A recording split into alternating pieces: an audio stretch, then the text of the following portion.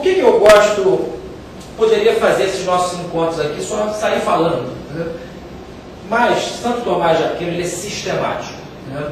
Eu, como amante de sua obra, assim, quando você tem contato com um sumo desses, você não se contenta com qualquer bobagem, né? É qualquer um que é filósofo, né? Eu mesmo tenho potência para ser filósofo, mas eu sou tão filósofo quanto este apagador.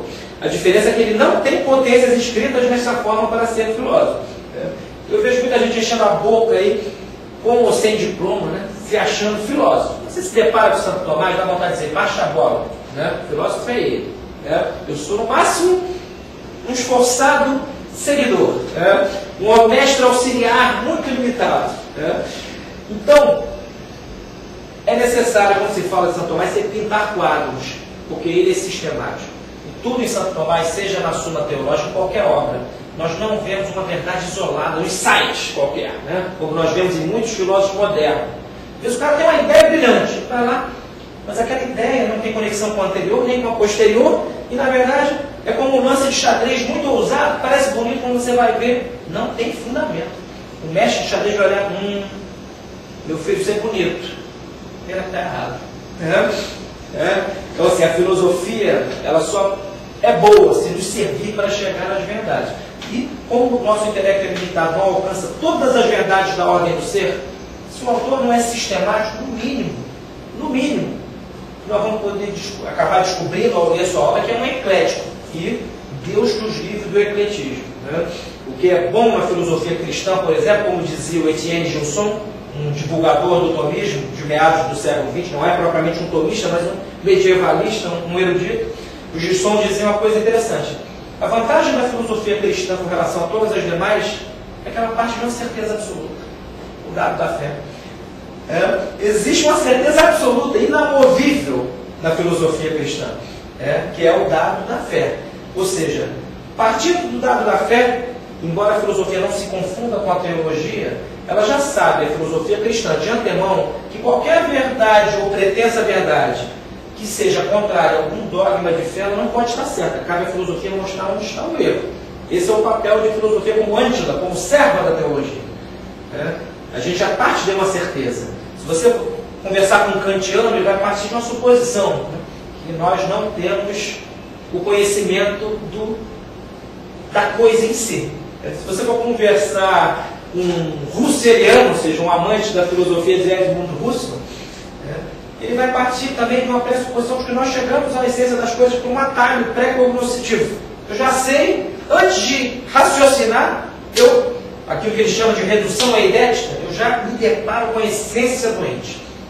Aí você pede assim, meu filho, por favor, é evidência. Não tem. É uma ideia. Esse tomista argentino diz assim, são poetas. Esses filósofos são grandes poetas, que têm insights maravilhosos, mas onde não há sistematicidade, você no mínimo desconfia. É quase certo. Se você começa a estudar, você vai ver algum erro capital no princípio.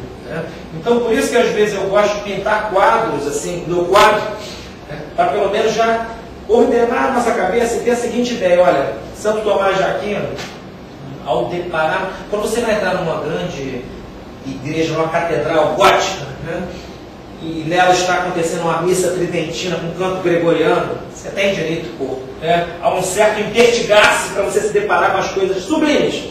Você não vai de sunga ver uma coisa sublime, Você precisa se endireitar. Do mesmo jeito, quem vai estudar Santo Tomás já foi comparado a uma catedral gótica, e quem já viu uma catedral gótica sabe o seguinte, a catedral gótica tem vitrais maravilhosos, que vistos de fora, com a luz incidindo do sol sobre eles, são opacos. Quando o sujeito entra na igreja, é um jogo de luz e as formas ganham inteligibilidade perfeita.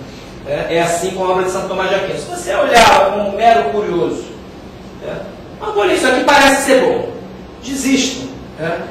Ou isso vai lhe servir para endireitar-se em todos os sentidos e levar ao estudo, à estudiosidade, que não é a mera curiosidade, ou desista, você vai olhar para a obra dele como aqueles vitrais opacos de fora da igreja. São necessárias algumas pré-condições, uma delas é o amor. Sem amor no coração, você desista de conhecer isso. O amor é uma das pré-condições para que a inteligência elabore iluminada Né? Nós prestamos mais atenção às coisas que amamos do que às que desprezamos. Né? Se aprendemos a ter esse amor intelectivo, esse amor à verdade, eu falei aqui antes do encontro, né? Que é uma das definições de caridade, Santo Tomás arrola uma questão de quadríceps, a caridade é compartilhar as verdades contempladas. Né? Sem esse amor à verdade, nem comecemos, porque estamos entrando numa catedral, onde tudo tem um sentido que nos remete a outro e assim sucessivamente. Então, é um grande sistema. E eu digo isso aqui, aproveito que está gravando, né? Porque às vezes a gente não tem... Eu tenho contato com vários salmistas brasileiros e cada um tem uma linha, mais ou menos. Né? Alguns gostam de repetir com o italiano Cornélio Fabro que Santo Tomás, a obra dele não é um sistema, não é sistemática. Que isso seria reduzi-la. Né? Eu estou com o Manser, que é um grande teólogo alemão, que diz justamente o contrário. Né? É um grande sistema, mas não é fechado, ele é aberto para o ser.